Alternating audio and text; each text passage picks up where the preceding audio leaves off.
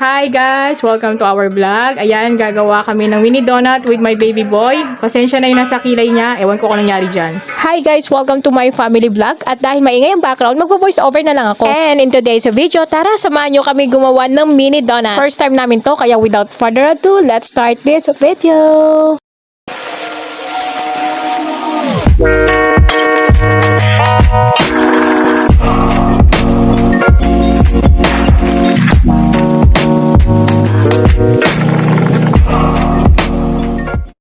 Harap ka na. Hi guys! Oh, ano nangyari sa ulo mo? Ano yan?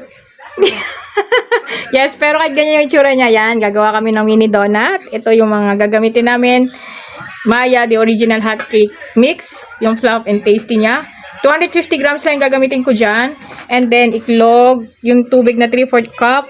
2 tablespoon ng oil. Since alam nyo na yung mga ingredients, tara, simulan na natin. Again, ang gamit ko dito is Maya, the original hot cake mix. 500 grams yung nakuha ko, pero 250 grams lang ang gagamitin namin dito. Dahil first time namin to, baka magkamali ako, and sayang naman yung ingredients, mahal din ito sa grocery store, ano? And then, yung 3/4 cup of water, nilagyan namin ng 6 scoops milk powder or bear brand. Tapos, sinalo-halo lang namin to hanggang ma-dissolve yung milk powder. Ginawa namin to para mas masarap yung pancake mix or yung mini donut. Sunod, maglagay ng 1 medium egg. Diretso mo na doon sa pancake mix. Iba talaga kapag pancake mix ang gamit mo, ang bango-bango niya. Sunod naman, maglagay ng 2 tablespoon ng vegetable oil. Pwede ka rin gumamit ng corn oil. Bahala ka kung ano yung prefer mo. And then, next, nilagay ko naman yung gatas na tinimpla ko. Guys, hindi ako naglagay ng asukal dito ha. Purong gatas lang talaga yan. Hindi mo na kailangan maglagay ng asukal kasi timplado na yung pancake mix from Maya. And then after, syempre, i-mix mo lang lahat yan until fully dissolve yung pinaka-powder nung pancake mix. Or mag-well combine lahat ng ingredients na nilagay mo dyan. At kung makikita nyo, ang liit ng kamay nung naghahalo kasi yung baby boy ko gumagawa niya, gustong-gusto niya talaga siya gumawa. Nakakatuwa kapag magluluto ka ng ganito na involve yung mga anak mo. Kasi pwede nyo ito maging bonding na as treasure moment ng buhay nila. And for sure, magiging hobby nila ang magluto. At sa mga oras na to, tinuruan ko ang anak ko kung paano ang tamang mix ng hot cake or mini donut butter. Dapat kasi ifo-fold lang siya. Wag yung overmix, baka tumigas yung mini donut. Kapag kasi fold ang pagkakamix mo, mas magiging fluffy ang pancake or mini donut mo. Dahil kontento na kami sa consistency ng mini donut mixture or butter, sunod naman, ita-transfer na namin siya sa squeeze bottle. Yung squeeze bottle, marami kang mabibili nito sa palengke, pero kapag ayaw mo pumunta ng palengke, pwede mo tignan ng aking description box. From there, i-click mo lang ang link sa Ecomobi platform ko. Makikita mo ng iba't ibang klaseng pang kitchen at pang negosyo na lalagyan. Kaya kung ako sa'yo, bisitahin mo na. And for the checkout,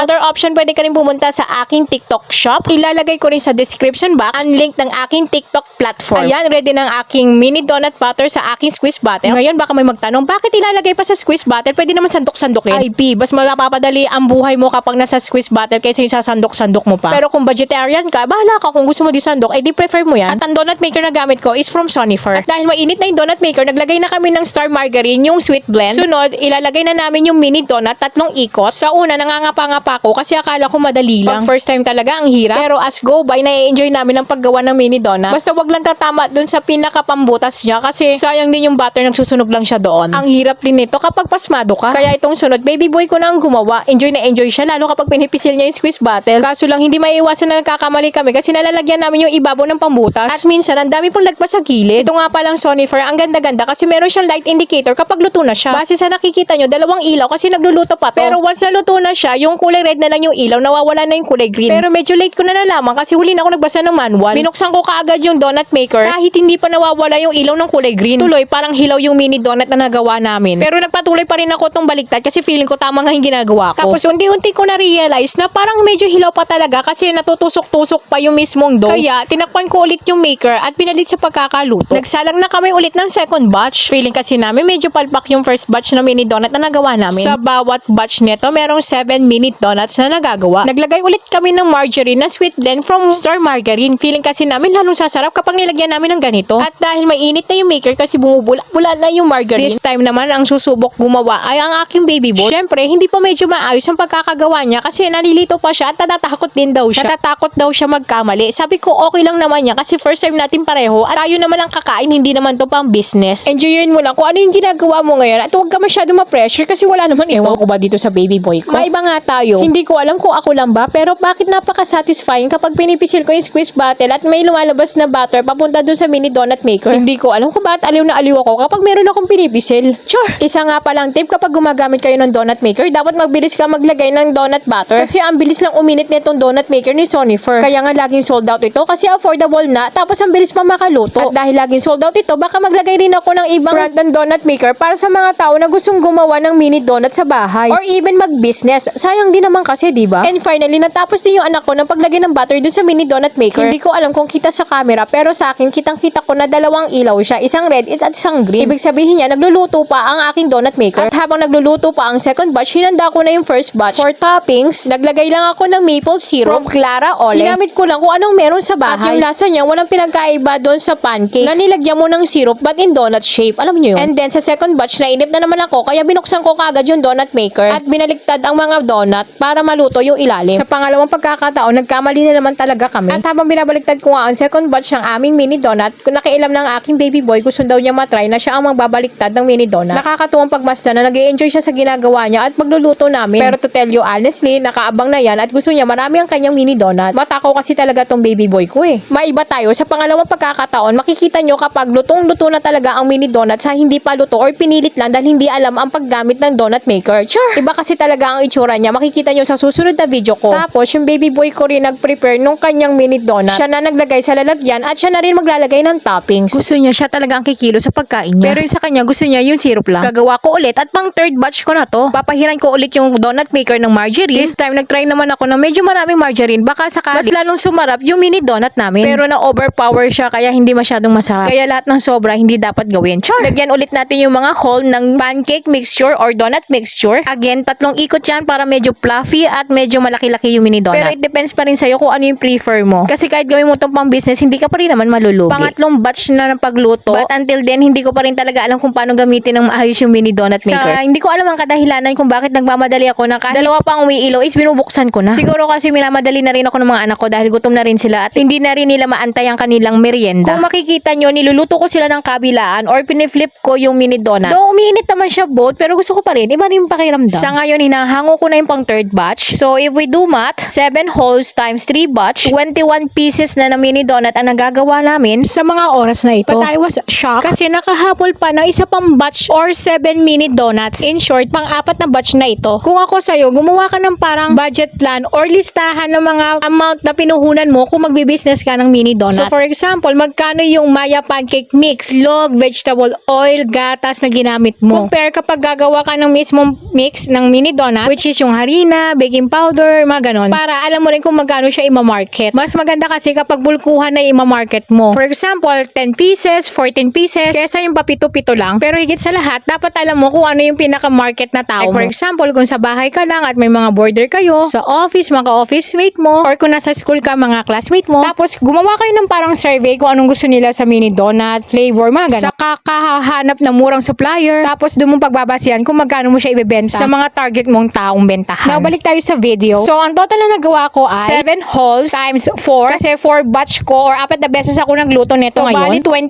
28 plus 3. So, total of 31 pieces ng mini donut ang nagawa ko. So, bali sa 250 grams ng Maya pancake mix, pwede ka makabenta ng 3 set kasi tagte 10 pieces. And pwede mo siyang ibenta ng 80 pesos to 90 pesos. Or kahit 100 pesos nga kasi 10 piraso naman. Lalo na kapag may mga chocolate at toppings, pwede yun. Or 14 pieces, meron kang 2 set. At yung remaining 3 sa'yo, pwede mong kainin. Char. At kapag estudyante ang target mo, pwedeng tag sa 7 pieces lang ang benta mo. Sa 7 pieces, pwede mo siya ibenta ng 50 to 60 pesos. Plus sa lagyan. So yun, bahala na kayo. So again, balik tayo sa video. Ang ginawa ko pala dito ulit is nag-toppings ako ng maple syrup and then lalagyan ko ng powdered milk or Bear Brand. Kasi ito lang meron ako ngayon sa bahay muna. It turns out naman na masarap naman siya. Lalo kung nakikrave ka talaga sa mini donut, pwede kang gumawa sa bahay. Anytime and anywhere. Dahil portable siya, kaya kahit saan pwede mo siyang madala. Especially kapag mag-staycation kayo. Kaya kung ako sa'yo, tignan mo ang aking description box at magpunta ka sa aking Ecomobi platform. Yung link, diretso na yan doon. Pero kung may gusto kang tignan na ibang gamit sa bahay, marami kang pwedeng makita. Just play around with my Ecomobi platform. And then for the go for the checkout ka na, sis. And that's all for today's video. I hope you guys you like this video. If you do, please hit like. At kung bago ka lang sa YouTube ko, please hit subscribe and click notification bell para updated kayo sa mga upcoming video namin. Ayun lang. Thank you for watching. Bye-bye!